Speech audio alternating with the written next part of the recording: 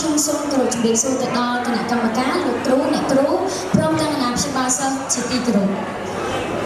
នាងខ្ញុំមានឈ្មោះអូឆេមួយនាងខ្ញុំនៅថ្នាក់ទី7ខ1នៅសាលារៀនសវណ្ណភូមិទីតាំងស្ទឹងមានជ័យទី1នៅក្នុងថ្ងៃនេះនាងខ្ញុំបានលើកចម្រៀងតមួយបទដែលមានចំណងជើងថាពេលវេលាជាមាសប្រាក់លំនាំបទទុំមើលក្នុងសួនចង្វាក់រំវង